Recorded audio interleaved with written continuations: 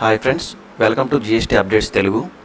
ఈరోజు మన టాపిక్ ఏంటంటే e invoice rules applicable from 1/4/2025. So first present e invoice limit ఏంటంటే business turnover up to 5 crores ఉంటే ఈ ఇన్వాయిస్ అనేది అప్లై అవ్వదు. టర్నోవర్ అనేది అబవ్ 5 crores ఉంటే మాత్రమే ఈ ఇన్వాయిస్ అనేది అప్లై అవుతుంది. So next, who must generate e invoice and it's applicability. So 5 crores turnover above ఉంటే ఈ ఇన్వాయిస్ అప్లై అవుతుంది అనుకున్నాం కదా. సో ఆ 5 crores టర్నోవర్ అనేది ఎప్పుడు చూడాలి అంటే కరెంట్ ఫైనాన్షియల్ ఇయర్లో 5 crores క్రాస్ అయితేనా లేకపోతే ప్రీవియస్ ఫైనాన్షియల్ ఇయర్లో క్రాస్ అయితేనా అంటే దానికి ఇక్కడ క్లియర్గా మనకు మెన్షన్ చేశారు. Annual aggregate turnover exceeds the specified limit in any financial year from 2017-18 to previous financial year. అంటే జిఎస్టీ స్టార్ట్ అయిన ఫస్ట్ ఇయర్ నుంచి అంటే 2017-18 నుంచి ప్రీవియస్ ఫైనాన్షియల్ ఇయర్ అంటే లేటెస్ట్గా మార్చ్తో ఎండ్ అయిన ఫైనాన్షియల్ ఇయర్ ఏదైతే ఉందో ఆ ఇయర్ వరకు కనుక ఏ ఫైనాన్షియల్ ఇయర్లో అయినా కానీ టర్నోవర్ 5 crores ఎక్సీడ్ అయితే కరెంట్ ఫైనాన్షియల్ ఇయర్లో April 1st నుంచి మనకి జిఎస్టీలో ఈ ఇన్వాయిస్ అనేది ఇష్యూ చేయాల్సిన ఆబ్లిగేషన్ ఏర్పడుతుంది.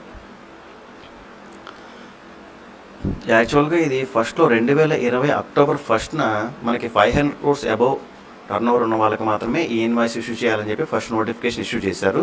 ఆ తర్వాత ఇది ఫేజ్డ్ మేనర్లో 100 crores అబవ్ వాళ్ళకి, 50 crores అబవ్ వాళ్ళకి అలా ప్రజెంట్ August 1st 2023 ఇష్యూ చేసిన నోటిఫికేషన్ ప్రకారం 5 crores టర్నోవర్ అబవ్ ఉన్న వాళ్ళకి ఈ ఇన్వాయిస్ ఇష్యూ చేయాలి.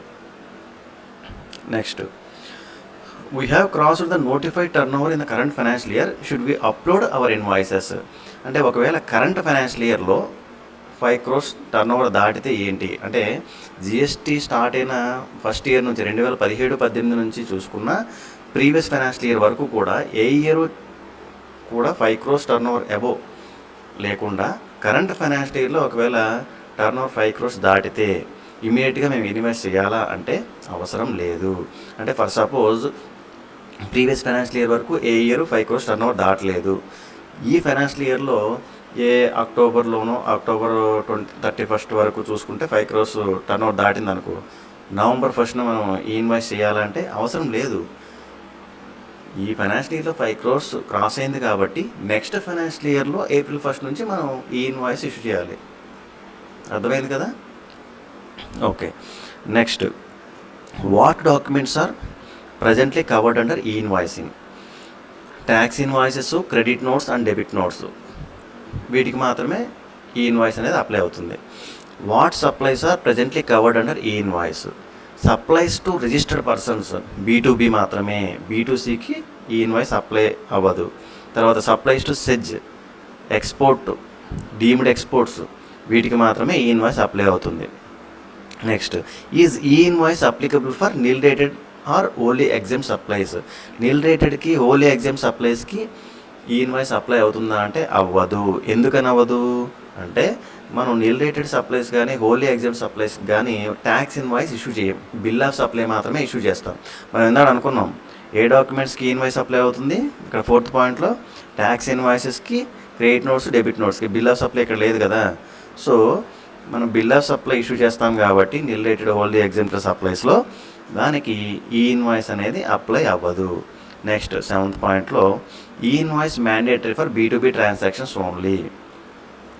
అంటే GST council recommended implementing e invoices for B2C transactions in a phased manner.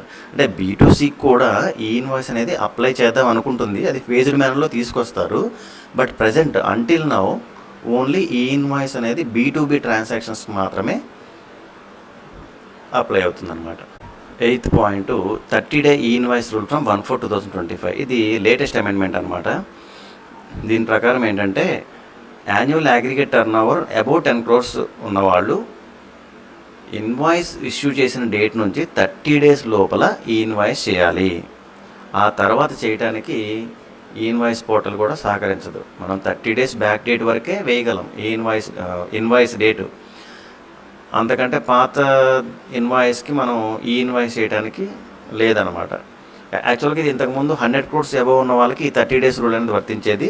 రీసెంట్గా 1/4/2025 నుంచి 10 crores అబవ్ ఉన్న వాళ్ళు కూడా ఇన్వాయిస్ డేట్ నుంచి 30 days లోపు మాత్రమే ఈ ఇన్వాయిస్ చేయాలి. అంతే. Thank you.